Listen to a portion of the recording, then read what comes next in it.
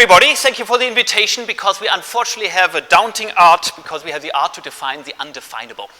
We are starting by defining humanities, and as you might see, they are flimsy, they are changing, and they are moving. The very definition of what we are going to find out doesn't have a synonym, because we're trying to find in the past what we have in the present in order to live a better future, and that's not working.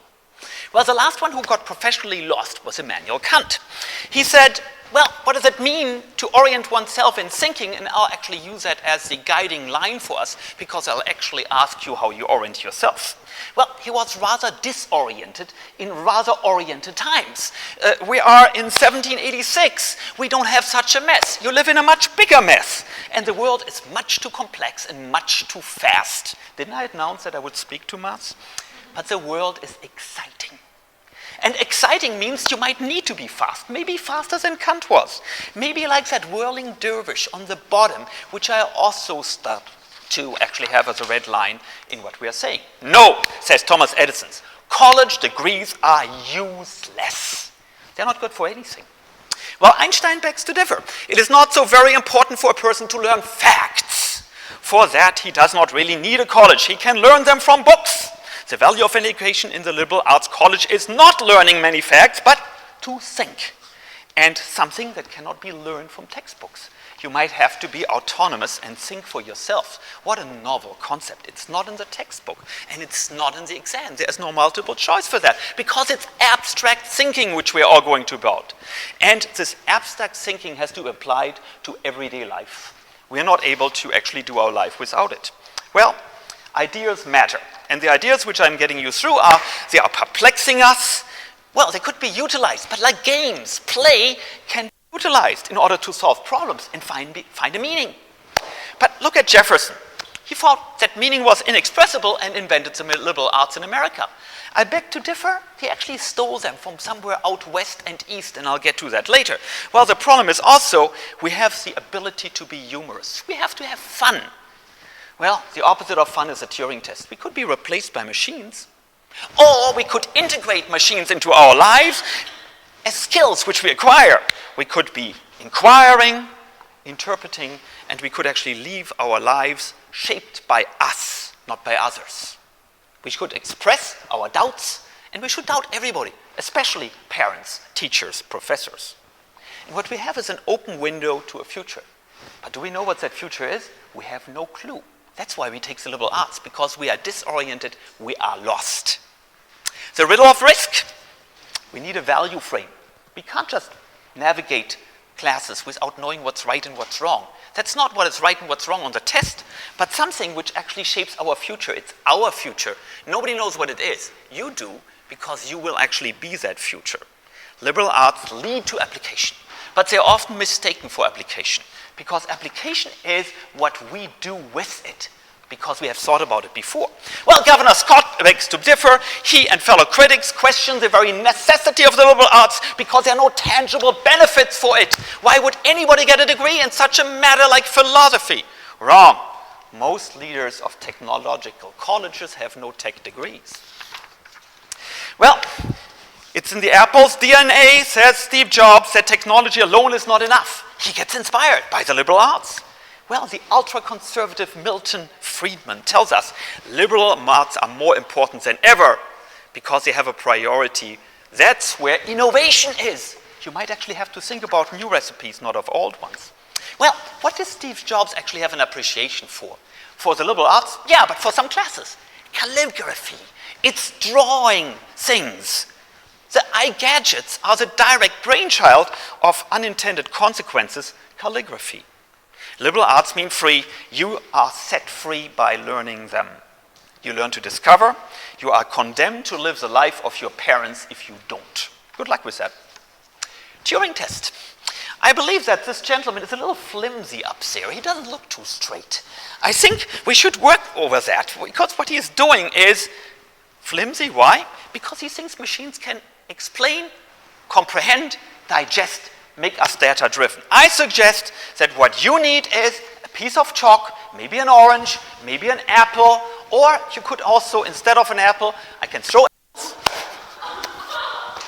You could wake up Because if you wake up, from my perspective, we have a future which we have to embrace. It's difficult. But unfortunately, look at the startled guy down there, Rilke. He's really startled. We do not know the future. Well, we have to go through that door. It's not useful to have an apple, but it might be fun. The false assumption is that you get a job from throwing apples. You won't. You actually need to get out of the box.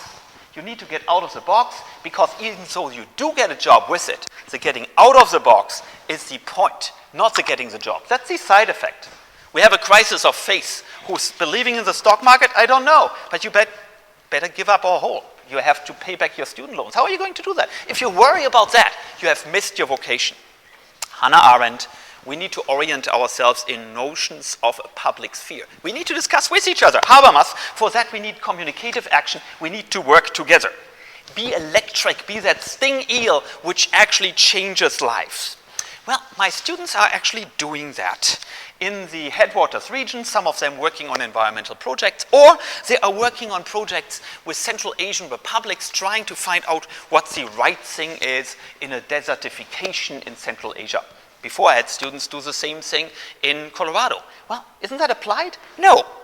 It's actually the idea of the liberal arts as we inherited them from the Islamic universities. Because the Islamic universities with Avicenna, they started with medical schools. They wanted to heal people. But besides, they knew that in order to heal people, you better learn your math first. And a little logic might not hurt. Orienting ourselves without knowing where the stars is really difficult.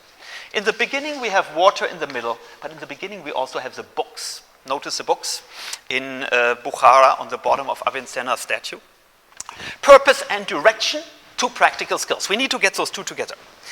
So, even if it were no such great advantage to be reaped from, and if it were only pleasure that is sought from these studies, it might be fun to take those classes, still I imagine you would consider it a most reasonable, liberal employment of the mind.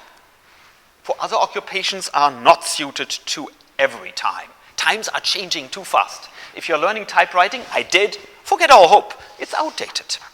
Well, what we get as a foundation is what you have on the left in the West, and what you have on the right is in the East. Well, the West of education is actually Islamic, today's Spain, then the Almohad Empire, because that's where we get our liberal arts from. I beg to differ with Dr. Morgan Zajac. We have on the left the teachings because those people on the right actually gave us that key. And where's that key housed? In libraries. Well, libraries. Ibn Sina, Ibn Rushd, Averroes, Avicenna, they are scholars who gave us modern philosophy by making the purposeless study of things a purposeful center of life. That's what my students did. They applied their knowledge and they went against their professor and they dared to correct me and say, maybe privatization of water might be the right thing. Where did they get that idea from? Well, they looked at how water was well managed in Spain and in Central Asia in two desertified regions. And how did they do it? Well, they looked at Cordoba, Granada, Toledo, and we have to realize Charlemagne, who invested in the public education system with the liberal arts, well, he copied not only the palace of Cordoba, he also copied the ideas of Cordoba. We wouldn't have any philosophy of the West if we didn't have the East, which at the time, by the way, was the West. Aren't we getting a little disoriented here? Well, for orientation, we might need to not just drink from the waters of knowledge and the fountain of knowledge. We might have to go back to that library idea and to that garden. Because what we need is a concept of nature. We can't just go back to nature. Look at the college pond in front of you. There's nothing natural about it. You have to shape it. And even though you might think it's marginalized, no, you're at the center of this. It's your college pond. If you don't shape it, nobody else will. Well, in doing so, you actually see the riches of those libraries as part of what we have as a glorious past. But I want to tell you that this glorious past could overshadow you. It's not a museum we're talking about. If there is no awe, no inspiration in it, no sense of playing, you have lost your liberal arts degree. It's those 4 years which make America, because unfortunately the East, which was the West, lost the liberal arts, are best held and cherished in America. Those are 4 years of freedom, if you actually still have the freedom to choose. which means you have a void. You have there an abstract picture of what the professor gives you. Fill that void, and it's up to you to fill it with what you want to put in there. What these 7 liberal arts teach you is vita activa. Do something with it. Well, I personally need to, in order to do something with it, my favorite drug. And Alison, what would that be? Correct. What you need is a philosopher's cafe. And I invite you all to have a philosopher's cafe, which is at the center of the mind-exploring things we do in we actually do it in Craven Lounge, which is the idea of getting a discourse, speaking about it. I actually had the pleasure of being the neighbor of Simone de Beauvoir. She became a good acquaintance of mine, and of Sartre. I have the 5 minutes of fame by having been at the funeral. Well, the advantage of Simone de Beauvoir was I could actually discuss with her. Why? Because I had that basic education which allowed me to engage in a conversation even though I had no clue who she was. Well, the idea was the cookies were not really that important. It's a conversation which is, and where is my coffee? Well, my coffee actually is the 7 liberal arts philosophy in the middle. What do we have in the middle? Well, in the middle we have philosophy. We have 7 liberal arts, but philosophy is challenging that. Now, there are 2 guys in the middle. Who could these 2 guys be? Who is a guy who is really lost on the left? Socrates, right. And who is the guy who is trying to make sense out of that?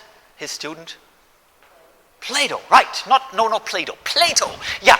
And the problem with Plato is he didn't quite know what Aristotle wanted. And Aristotle wanted something else, so there are always 2 options. However, it starts with having no options because I'm lost.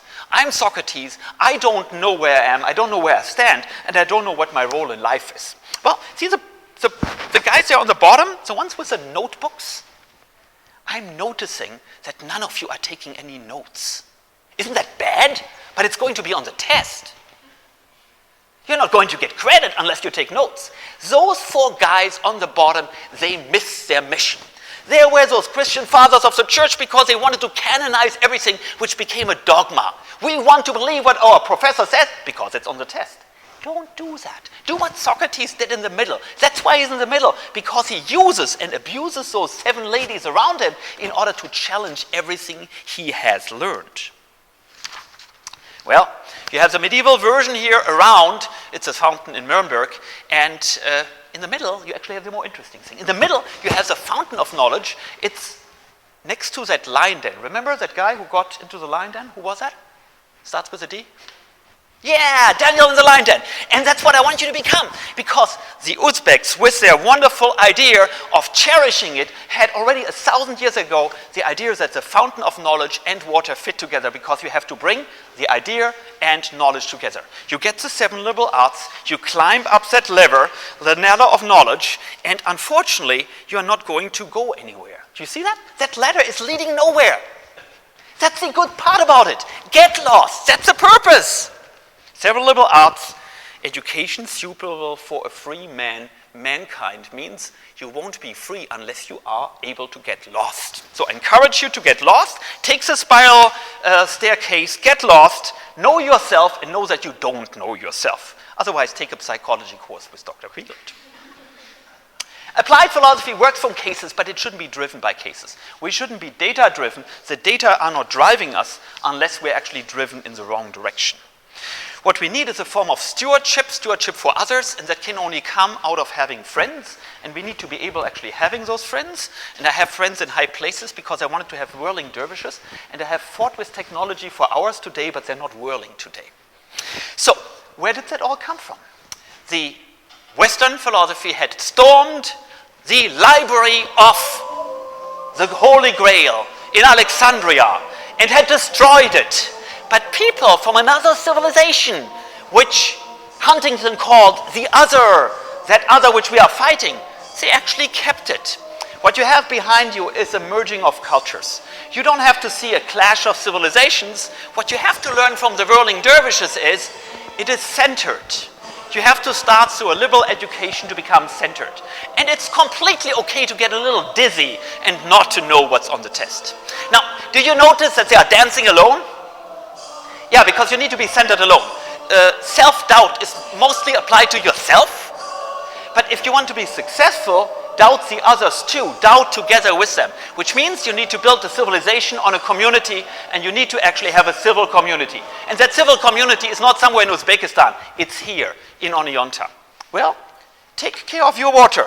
Make your water highways into something else. Communication, what do you want to do with water? What do you want to do with the college Kant? And please, did you notice those whirling dervishes? They actually looked pretty happy. Meditative and happy. Kind of the opposite of your hyper professor. Excited, yet kind of centered. Maybe you have a chance of doing what your professors didn't. Find a meaning of life. You might be able to actually skip a class and sit on the borders of that lake like today, that pond, and watch the last leaves fall and enjoy, live in the instant. You could be a museum for the past, that's us. But you could also think about what you want to do in the future. Maybe do something with historical trust. What did we have here? Mills. Maybe you should rebuild mills. Rebuild community around those mills, waterways, alternative energies, or a rural city reviving the city downtown Oneonta. Or we could be embarrassed with riches. Maybe it's actually too much water we have. But we could also focus on plumbing. We could repair and do plumbing, which is learning for the next test. Not a good idea. I would suggest we do something different. We actually fight dogmatic ideas and go into a form of meditation. If we don't, we get the disaster, or we get the alternative, loss of culture, decline of the West and East, rural decline, a broken car in front of a rotten house. Build your own house. Thank you for the invitation.